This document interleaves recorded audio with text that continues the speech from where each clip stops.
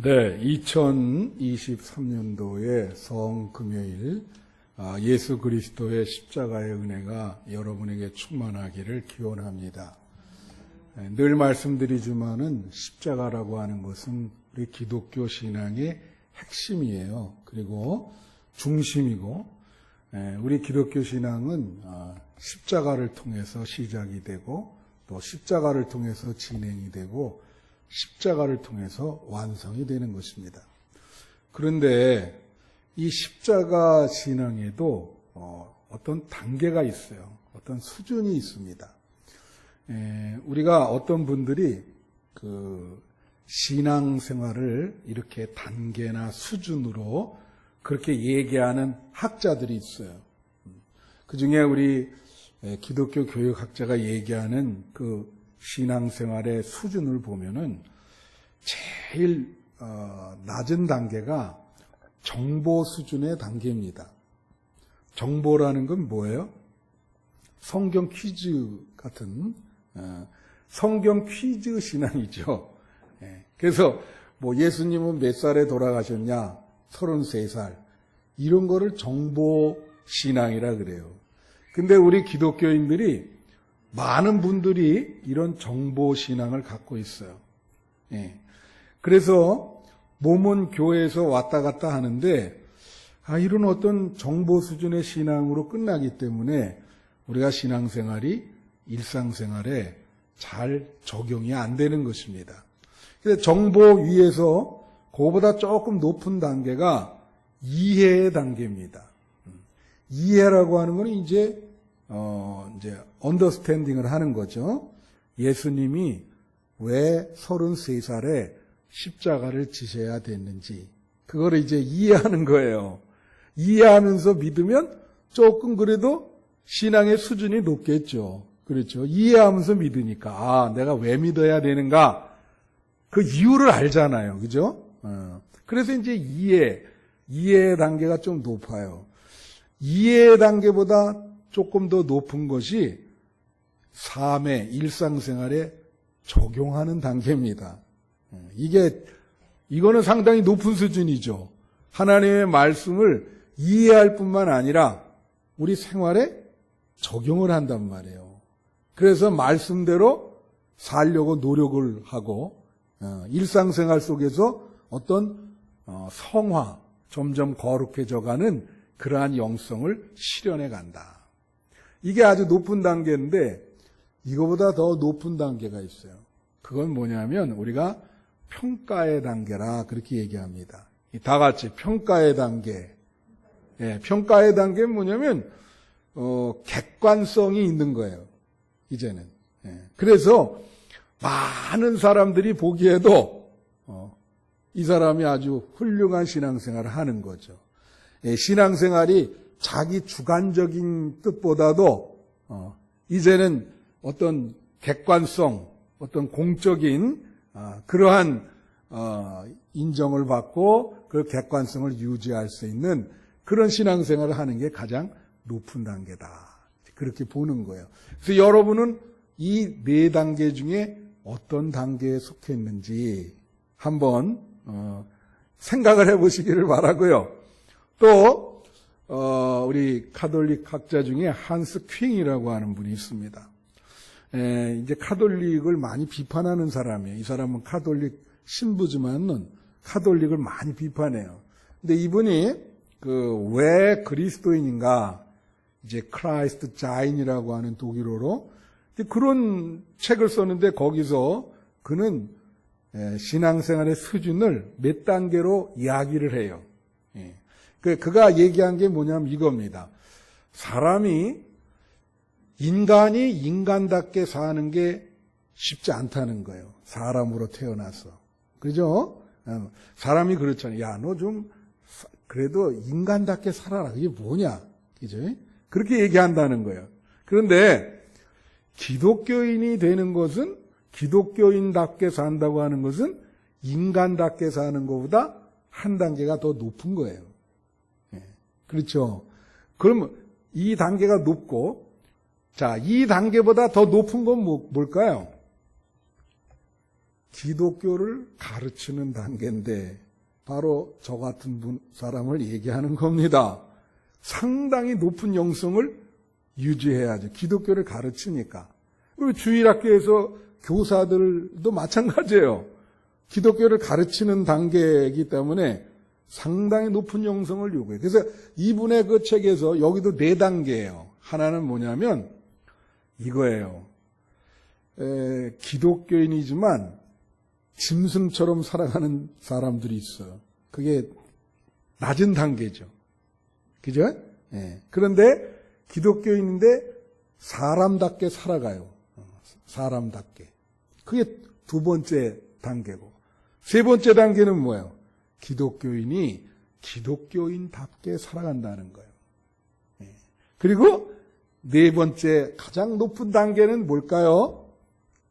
기독교를 가르칠 수 있는 단계입니다. 모범을 보이고 기독교를 가르칠 수 있는 단계. 여러분도 이렇게 높은 영성을 소유하시는 여러분 되시기를 바랍니다.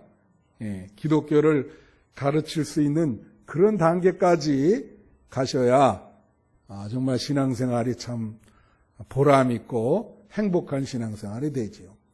그런데 이 장신대에 은퇴한 영성신학 교수가 있는데 그분 이름이 유해룡입니다. 유해룡. 이름은 기억 안 하셔도 돼요.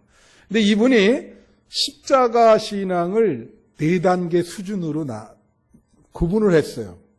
그의 그 영성신학 책에 보면 어떻게 구분을 했냐면 십자가 이해의 단계, 십자가 능력의 단계, 십자가 체험의 단계, 십자가 영성의 단계, 그렇게 4단계로 구분을 했습니다. 그래서 가장 낮은 단계가 십자가 이해의 단계고, 그거보다 높은 게 십자가 능력의 단계고, 그거보다 높은 게 십자가 체험의 단계고, 그거보다 높은 게 십자가 영성의 단계입니다. 그래서 오늘은 말씀의 제목이 십자가 신앙의 수준이라 그랬어요.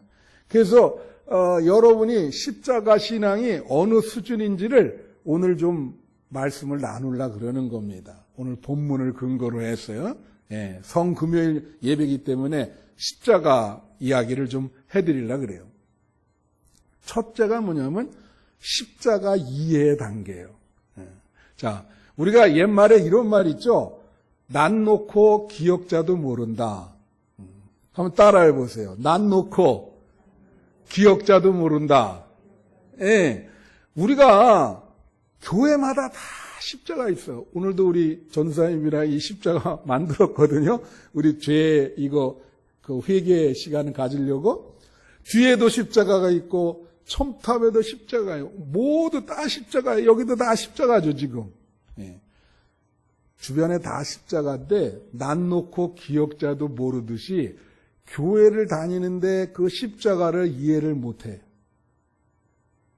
그리고 다니는 거야. 그죠? 그러면 어떻게 할까요, 이거 참. 기본 신앙이 안 돼 있는데. 제가 한국에 있을 때도 이제 부흥회를 가끔 이렇게 많이 다닌 건 아니고요. 가끔 다녔어요. 언제 한번 여러분한테 얘기했는데 강원도 그 시골교회 한번 부흥회 간 일이 있습니다. 젊어서부터 제가 그렇게 이제 집회에 많이 이렇게 불려다녔기 때문에 한번 집회를 하다가 제가 여기 여자 권사님들이 이렇게 앞에 있어서 한번 이렇게 물어본 거예요. 예수님이 어떻게 돌아가셨습니까? 그러면 뭐라고 대답해야 돼요? 십자가에 못 박혀 돌아가셨습니다. 십자가에 달려서 돌아가셨습니다. 이렇게 대답을 해야 되는데 뭐라고 대답을 하냐면 연못에 머리를 콱 박고 돌아가셨다는 거야. 깜짝 네? 그래서 어떻게 그렇게 생각하십니까? 물은 거예요. 그랬더니 찬송가에 못 박혀 죽으시니라는 찬송가가 있대. 근데 그거를 이 대못이 아니라 연못으로 생각을 한 거예요. 연못에 박혀서 돌아가셨다. 야, 그분이 여자 권사요. 그게 그 수준을 할 수 있잖아요. 얼마나 이 성경에 무지하고 진짜 그 교회 중심에 십자가가 있는데 이해를 전혀 못하고 있어.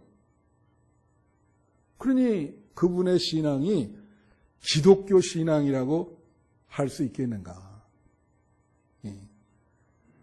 가장 기초 단계도 안 돼 있는 거죠. 십자가를 이해를 못하니까. 자, 오늘 본문 한번 봅시다. 고린도전서 1장 22절부터 보면 뭐라고 나오는 이렇게 나와요. 유대인은 표적을 구하고 헬라인은 지혜를 구하나. 그 다음에 우리는 십자가에 못 박힌 그리스도를 전하니 유대인에게는 꺼리끼는 것이요 이방인에게는 미련한 것이로되. 자, 이게 설명이 필요해요. 자, 유대인들은요 표적, 기적을 추구합니다. 그래서 성경에 신구약 성경에 기적 얘기가 많이 나오죠. 구약 성경에도 많이 나와요. 근데 이들이 어떤 일이 벌어지냐. 예수님이 평소에 치유도 하시고 기적을 많이 베푸셨어요. 그런데 그래서 메시아인 줄 알았거든. 근데 십자가에 못 박혀서 너무 무력하게 돌아가신 거라. 그러니까 이건 메시아가 아니야. 아니 메시아가 저렇게 능력도 없고 어떻게 십자가에 돌아가시나. 그래서 뭐라 그래요? 거기 복음서에 나오잖아요. 정말 하나님의 아들이거든. 지금이라도 내려와라. 내려와서 너의 능력을 보여주라. 근데 예수님이 안 내려가시잖아요. 뭐 내려갈 수 있는 능력이 없으셨겠습니까? 안 내려가시죠. 그러니까 유대인들은 이 표적, 기적을 추구하는데 십자가에 돌아가시니까 이해가 안 되는 거예요. 저런 사람이 어떻게 메시아냐? 어떻게 하나님의 아들이냐? 그러니까 십자가가 꺼리낀다. 여기 십자가가 꺼리끼는 거예요. 좀 말도 안 되는 소리다 말이지. 그죠? 여기 유대인에게는 꺼리끼는 것이요. 그게 나오죠. 그래서 유대인들이 십자가를 이해를 못한 거예요. 그래서 결국은 예수님을 못 박아 죽인 거죠. 그죠? 또 뭐라 그래요? 헬라인에게는 이방인에게는 미련한 것이고 헬라인은 이방인인데 헬라인이 추구한 건 뭐라 그러죠? 우리 22절 다시 한번 비춰줘 봐요. 헬라인은 지혜를 찾는다. 다 같이 지혜를 찾는다. 헬라라는 거 여러분 학교 다닐 때 다 배우셨지만 플라톤, 아리스토텔레스, 소크라테스 이런 사람들이 다 헬라 사람들이에요. 그 사람들은 뭘 추구하냐면 철학을 추구해요. 신앙이 철학이 아니죠. 지혜, 소피아라 그래서 지혜로운 삶을 추구하는데 예수님이라는 분이 왔는데 십자가에 달리셨단 말이야. 그러니까 합리적으로 이 사람들은 이성적으로 이해가 돼야 되는데 아니 하나님의 아들이라 그러면서 십자가에 달리는 게 합리적으로 이성적으로 이해가 안 되는 거예요. 그러니까 뭐라고 생각하냐면 미련하다. 아니 저게 무슨 헬라 사람들에게는 이해가 안 돼. 미련해. 어떻게 십자가를 찍고 메시아라 그러느냐. 저게 참 이해를 못하겠다. 그러니까 이방인도 그렇고 유대인도 그렇고 그때 당시에 십자가를 이해를 못한 거예요. 그러니까 바울이 십자가는 하나님의 지혜고, 그죠?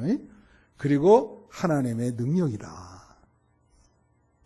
그렇게 하나님의 방식이죠. 이것이 인간의 방식이 아니라 그렇게 설명을 하면서 전도를 한 거죠. 자, 여러분 어떠세요? 십자가는 무엇입니까? 십자가는 하나님이 우리의 죄를 용서하기 위한 그러한 섭리로 나타난 구속이죠. 십자가가. 그래서 십자가는 뭐예요?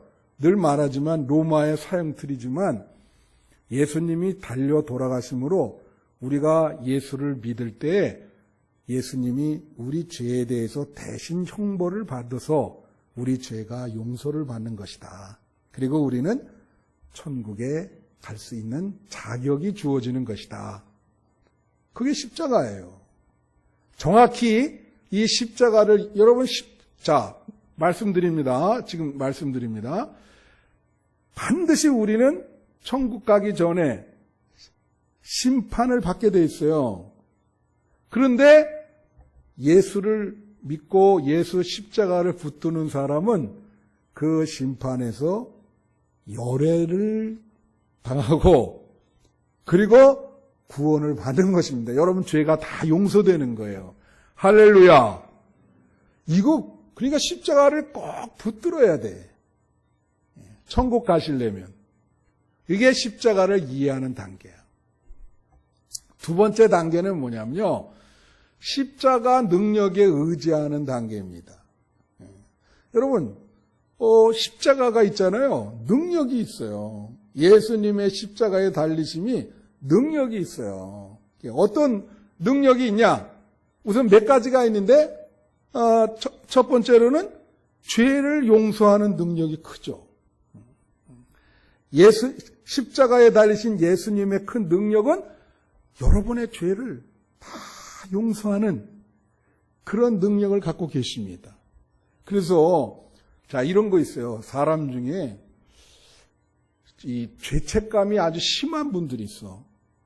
과거에 이런 걸 자꾸 벗어나야 되는데 늘 그 생각을 하는데 그 죄책감이 심하다면 예수의 십자가를 붙드셔야 됩니다. 그러면 예수님이 그 죄책감을 해방시켜 주죠. 할렐루야. 예. 그래서 예수 믿고 예수의 십자가를 믿으면 그 과거에서 미래로 가야 돼요. 우리를 용서하는 능력이 있기 때문에 우리는 새로운 미래로 할렐루야. 죄를 용서하는 능력이 있다. 그래서 십자가를 붙드셔야 되는 거예요. 그 다음에 십자가는요, 치유의 능력이 있어요. 그래서 아픈 사람이 이 십자가를 붙들고 기도합니다. 이 독일의 신학자요 목사 중에 헬무트 틸리케라고 하는 분이 계신데 이 양반이 신경 위축증이라고 하는 병에 걸렸어요. 목사가. 그게 굉장히 고통스러운 병이래요. 그게 어느 날 교회에서 십자가를 바라보면서 뭐라 그랬냐면 기도하기를 하나님 너무 괴롭습니다. 이 십자가에 달린 그 예수님한테 나를 데려가시든지 십자가를 바라보면서 내 병 좀 낫게 해주세요.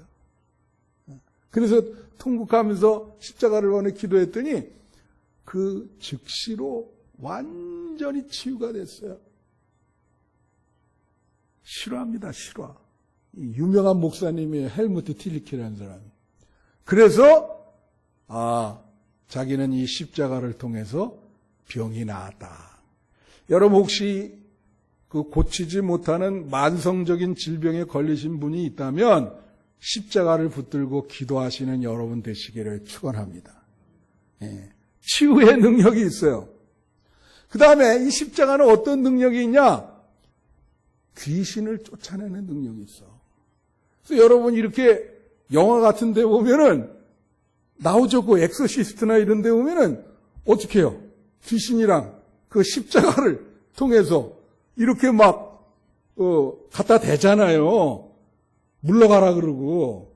근데 여러분 그거 아세요? 십자가가 귀신을 사탄마귀를 멸하는 능력이 있는데 그래서 지난번에 제가 말씀드렸듯이 르네 지라르라는 사람이 책을 썼는데 무슨 책 이름이 뭐라 그랬어요? 제가 사탄이 번개처럼 아래로 떨어졌다. 예수가 십자가에 달릴 때 그 결정적인 날이었어요.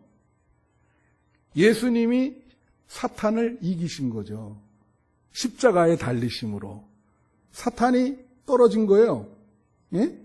그래서 자, 사탄이 말이요, 여러분의 신앙생활에도 역사를 합니다. 우리가 조용한 데 이렇게 앉아있으면 우리 마음속에서도 항상 이 사탄이 공격을 해. 그리고 우리가 이 신앙으로 이걸 맞받아쳐야 되잖아요. 이걸 물러가라, 물러가라. 계속 생각과 마음의 역사를 하니까. 이게 여러분 제 말 잘 들으세요. 이게 극치를 이룰 때가 어디냐? 여러분이 하늘나라 갈 때입니다. 운명하실 때, 돌아가실 때. 제가 많은 사람을 이렇게 눈을 감겨드렸거든요. 그때 말이에요. 이 생각, 의식 속에서 사탄이 역사를 해요. 과거를 이렇게 하면서 자꾸 이렇게, 네? 그럴 때 어떻게 돼요? 사탄아 물러가라 하면 십자가를 붙들어야 될 줄로 믿어요. 그게 십자가를 붙들고 천국 간다는 말이 그 말이거든, 그게. 그걸 붙들지 않으면 사탄에게 죽기 몇 분 전에 당할 수 있어요. 그러면 지금까지 신앙생활 잘했는데 마지막에 그렇게 되면 그거 어떻게 되겠어요? 예? 그래서 중요한 순간이 우리가 하늘나라 가는 그 운명의 순간에 예수의 십자가를 붙들고 아픈 가운데서도 기도하셔야 돼. 그래야 접근을 못해. 그리고 천사가 와서 우리 영혼을 데려가는 거야. 할렐루야! 명심하세요. 십자가는 귀신, 사탄을 멸하는 능력이 있다. 그 다음에 또 십자가는 어떤 능력이 있냐면은 마음의 평안을 주는 능력이 있어요. 왜? 우리가 인생 어려운 일, 고통스러운 일 당할 때 마음이 참 근심되고 불편이 많잖아요. 그런데 십자가에 달리신 예수님을 생각하면 어떻게 해요? 아, 저분은 저런 어려운 가운데서도 참으시고 하나님께 끝까지 영광을 돌리시고 생을 포기하지 않으셨는데 나는 이런 고난 이거 가지고도 이렇게 하면 안 되지. 예수님의 그 십자가 고난을 보고 참아야 되겠다. 할렐루야. 그래서 마음의 평안을 주는 거예요, 십자가가. 그래서 여러분의 신앙이 십자가의 신앙이 되는 거예요. 그래서 여러분 찬송가 151장에 보면 이런 찬양이 있어요. 십자가 십자가 내가 처음 볼 때에 나의 마음 큰 고통 사라져. 할렐루야. 십자가를 바라볼 때 나의 큰 고통, 나의 마음의 큰 고통이 사라진다. 그래서 십자가 능력을 의지하고 살아야 되는 겁니다. 그게 두 번째 단계예요. 할렐루야. 여러분은 십자가를 이해할 뿐만이 아니라 십자가의 능력을 의지하고 붙들고 남은 생에 살아가시는 여러분 되시기를 축원합니다. 세 번째 단계가 있어요. 이게 십자가 체험의 단계예요. 이 십자가 체험이라고 하는 건 뭐냐? 이 체험을 한 분이 누구냐면요. 성 프란시스코라는 분이에요. 이분이 1200년대 사람인데 이분이 회심을 하고 나서 기도할 때 소원이 있었어요. 여러분은 아마 이런 소원을 갖기가 어려울 거예요. 무슨 소원이냐면 어느 날 하나님께 이제 예수님께 기도를 하는데 어떤 기도를 했냐면 예수님이 십자가에 당하신 그 고통을 그대로 내가 체험하게 해달라고 기도한 거야. 예수님이 십자가에서 못을 박혔잖아요. 그 십자가 고통을 나도 조금이라도 한번 느끼게 해주세요. 세상에 그렇게 기도하는 사람이 있어. 그게 성 프란시스코라는 사람이에요. 우리 중에 그렇게 기도하는 사람이 있겠어요? 그런데 정말 오랫동안 그렇게 기도했는데 1200년대 어느 날 그 기도에 응답이 온 거예요. 어느 날 기도하는데 이게 오상의 체험이라 그러거든요. 이게 싫어합니다, 이것도. 너무 큰 고통이 임해서 막 대굴대굴 굴렀어요. 그래서 깨어나서 일어나 보니까 여기에 못자국이 이렇게 생겼고 옆구리에 생겼고 그 예수님 십자가 상처가 다 생긴 거야. 그래서 십자가 체험을 한 거죠. 예수님처럼 고난을 그렇게 받는 경지에까지 도달한 거예요. 그러니까 십자가 체험이라는 건 뭡니까? 이제는 십자가 능력을 의지하는 단계에서 더 높아져서 예수님처럼 십자가 고난을 당하는 거예요. 그런 체험을 하는 거예요.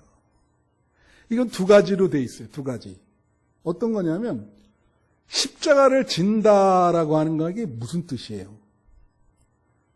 책임을 진다 그런 뜻입니다. 그래서 옛날에 아우슈비츠 수용소라는 데가 있었잖아요. 2차 세계대전 때 유대인들 많이 죽이고 그런데 거기에 이제 누가 이렇게 탈출을 했다 그래서 10명을 이렇게 나오라 그래가지고 이제 죽이려고 이러니까 한 사람이 내가 어린 자식이 있다고 제발 목숨만 살려달라고 막 그러는 거예요. 어떤 사람이 나왔어. 내가 가족이 없으니 저 사람 대신 날 죽이세요. 저기 가족이 있고 애들이 있다 그러니까 얼마나 불쌍합니까? 살려주시고 날 죽여다. 그 사람이 막스 콜베라고 하는 신부입니다. 가족이 없죠. 네. 그래서 대신 죽었어요. 십자가를 체험하는 게 바로 그거예요. 그죠? 여러분, 제가 목회 한 40년 했지만은, 이 교회도, 이 교회를 위해서 십자가를 지는 분들이 많아요. 그게 희생하고 교회를 위해서 고난을 당하는 거죠. 그러니까, 그런 분들은 십자가를 본인이 지는 거예요. 체험하는 거예요. 능력에 의지해서 문제를 해결하는 단계보다 더 나가서 십자가 고난을 스스로 자처해서 다른 사람을 위해서 희생을 하고 공동체를 위해서 그 생명을 나눠준다 이거예요. 여러분 이런 단계까지 갈 수가 있겠습니까? 이 십자가 체험의 단계. 저도 여러분에게 설교 말씀을 하지만 어렵죠. 말씀은 하기 쉬워도 그러지 않겠어요? 그러려면 어떻게 해야 되냐면 갈라디아서 5장 24절에 보면 이런 말이 있어요. 갈라디아서 5장 24절 비춰주시면 여기에 십자가에 정과 욕심을 못 박았다. 그런 말씀이 나옵니다. 여기 보면 그리스도 예수의 사람들은 육체와 함께 그 정욕과 탐심을 십자가에 못 박았다. 그러니까 우리의 정과 욕심을 다 내려놔야 십자가 체험을 할 수가 있습니다. 십자가의 그 고난에 동참할 수 있다고요. 무슨 말씀인지 아세요? 이게 바로 이 단계인데 저는 오늘 참 이상한 게 이게 오늘 3년 만에 우리가 성만찬 하거든요. 3년 동안 못했어요. 그동안 어떤 분들이 나한테 그런 적이 있어. 왜 성만찬 안 하시냐 그래서 코로나 때문에 못한다고. 근데 그분 오늘 안 나왔네. 그게 참 내가 가슴 아픈 게 그거예요. 제가 그랬잖아요. 이 성금요일이 상당히 중요하다. 그죠? 십자가 없는 부활이 없잖아요. 이게 외국에서는 진짜 5번 예배 드린다니까요. 시간을 딱 정해놓고 왜 이게 굉장히 중요하기 때문에. 그래서 주일날도 제가 그 성도들한테 이거 중요하니까 또 3년 만에 성만찬도 하니까 다 나오세요. 안 나오잖아요. 이분들은 십자가 체험의 단계, 그런 단계보다도 뭐 어떻게 논해야 되겠어요? 이분들의 그 십자가 신앙의 수준을. 어떤 분은 또 죄송한 얘기지만 순서를 줘야 나오는 분이 있어. 이게 십자가 체험의 단계가 돼야 되는데, 그러죠? 이거 참, 내가 오늘 보고, 참 내가 하나님한테 죄송하더라고. 이거 3년 만에 성만찬을 이렇게, 거룩한 성만찬을, 이 성만찬이라는 게 중요하거든요. 코로나 때문에 못한 거를, 이렇게 하는데, 오늘 그 순복음교회 이영훈 목사라고 있죠. 그분이 조선일보에 인터뷰를 했어요. 성금요일과 부활절을 맞이해서 그 인터뷰 한 면 거의 나와서 내가 올려놨는데, 그분이 그러더라고. 자기네 교회가 10,000명 수용할 수 있는 교회라는 거예요. 여러분 거기 가봤어요? 좀 가봤습니다. 근데 코로나가 한창일 때 19명 놓고 예배를 드렸다는 거예요. 예? 한번 생각해 보세요. 그 10,000명 모이는 그 교회당에 앞에 19명 놓고 그 목사님이 말씀을 증거한 거예요. 그 기자가 물어보니까 정말 참담했다. 그러면서 그분이 그래. 이 코로나 기간이 우리에게 가장 귀한 경험이다. 여기서 딛고 일어나야 된다. 한국교회는 여기서 딛고 일어나야 된다. 그렇게 얘기를 하더라고요. 그래서 그 다음부터는 아주 더 열심을 하게 됐고, 성교도 더 열심히 하게 됐고, 그러면서 그런 인터뷰를 하시더라고요. 지금 뭐 이제 우리 교회가 그래도 한 100여 명 정도는 출석을 하는데, 이게 뭐 너무 이렇게 성금요일이 얼마나 중요한 절기인데, 이 십자가, 이 절기를 이렇게 권사님들 한 10%밖에 안 나오셨네. 그러니까 참 하나님 앞에, 예수님 앞에 얼마나 죄송해요. 여기서 어떻게 십자가 체험이라는 얘기를 할 수가 있겠어요? 십자가 체험은요, 예수님 십자가를 맞드는 거예요. 그 고난에 동참하는 거예요. 자기가 희생하고,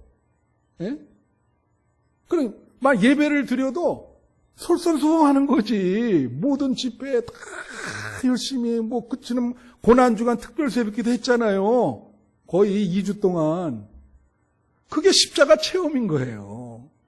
다 불편해도 희생하면서 이런 단계까지 가야 되는 거예요. 여러분이 십자가 체험의 단계까지 가시기를 축원합니다. 그렇게 예수님의 십자가에 동참하고 복음을 위해서 그 고난에 같이 희생하는 그런 마음이 있어야지요. 마지막 단계가 있어요. 그게 십자가 영성의 단계입니다. 넷째로 십자가 영성의 단계. 다 같이 십자가 영성의 단계. 이 단계는요, 성자의 단계, 성자. 우리가 이 단계까지 가려면 얼마나 어렵겠습니까? 이게 뭐냐면요, 지난 특세 때 얘기했는데, 갈라디아서 2장 20절. 여기 뭐라고 나와요? 내가 그리스도와 함께 십자가에 못 박혔나니 그런즉 이제는 내가 사는 것이 아니요 오직 내 안에 그리스도께서 사는 것이라. 이제는요, 나라는 사람은 십자가에 달려서 죽었어. 그래서 이제는 내 안에 누가 살아요? 누가? 예수님이 내 안에 사는 거야. 여러분, 내 안에 십자가를 못 박히고 여러분 안에 예수님이 사는 거를 느끼시겠습니까? 내 안에 나는 완전히 자아가 죽었어요. 난 완전히 죽었어요. 예수님이 내 안에 있어요. 그래서 내가 걸어 다니는 것도 예수님이 걸어 다니는 거고, 내가 생각하는 것도 예수님이 생각하는 거야. 이 단계를요, 성 십자가 요한이라고 하는 분이 어두운 밤이라고 하는 책을 썼는데, 그게 십자가 영성을 잘 표현해 주고 있어요. 이분이 이렇게 얘기했어요. 십자가 영성은 뭐냐면 세 가지 요소를 얘기해. 이성, 감성, 의지. 이성이 뭐냐? 이성이 없는 거예요. 완전히 하나님의 그러니까 자기 생각이 없는 거죠. 이성이 없어. 이성이 죽었어요. 그래서 그런 얘기를 했어요. 이성의 어두운 밤을 지나야 예수님을 만날 수 있다. 다 내려놓은, 생각하고 자기 생각, 이거 다 버린 거죠. 예. 그래야 예수가 내 안에 사는 거지. 감성의 어두운 밤. 감성은 뭐죠? 감성의 어두운 밤은 감정적인 것도 다 내려놓은 거예요. 그게 목석과 똑같아요. 다 같이. 목석. 예. 사람이 막 건드려도 전혀 느끼질 않아. 목석이라 그러잖아. 저 사람 뭐가 감성이 있나. 예수님의 그 십자가 영성의 단계는 그런 단계인 거예요. 감성을 다 죽인 거지. 내려놓은 거지. 마지막에 의지도 마찬가지. 의지라는 건 뭐야? 자기 힘으로 살라 그런다고. 그게 마지막에 통과되는 거예요. 새벽 가기 전에 맨 마지막에 있는 밤이 의지의 어두운 밤이야. 내 힘을 내려놓고 예수님이 내 안에서 살도록 해야 된다는 거지. 그러니까 이 십자가 영성의 단계는 여러분 이 단계까지 도달할 수 있겠습니까? 예? 이게 자기 부인의 단계거든요. 마가복음 8장 24절에 한번 비춰주시면 뭐라고 나와요? 이게 또 잘못됐네. 마가복음 8장 34절. 34절. 제가 읽어드릴게요. 무리와 제자, 여긴 바로 했는데, 무리와 제자들을 불러 이르시되 누구든지 나를 따라오거든 자기를 부인하고, 다 같이 자기를 부인하고 자기 십자가를 지고 나를 따를 것이니라. 예. 자기를 부인하고. 이게 십자가 영성의 단계는 자기를 완전히 부인하는 거예요. 예수님만 내 안에 있는 거예요. 그게 십자가 영성입니다. 자, 네 가지 단계를 얘기했죠? 이제 말씀을 마치면서 여러분은 어느 수준인 거예요? 십자가를 이해하는 수준, 십자가 능력을 의지하는 수준, 십자가 체험, 예수님과 십자가를 같이 고난에 동참하는 수준? 아니면 완전히 나는 죽고 예수님이 내 안에서 사는 십자가 영성의 수준인가? 바라기는 여러분이 이 마지막 수준까지 남은 생에 도달하시는 여러분이 되시기를 축원해요. 그래서 이 우리의 신앙은 십자가 신앙이다 명심하시고 십자가를 붙들고 남은 생에 살아가시는 여러분 되시기를 축원합니다. 기도하겠습니다.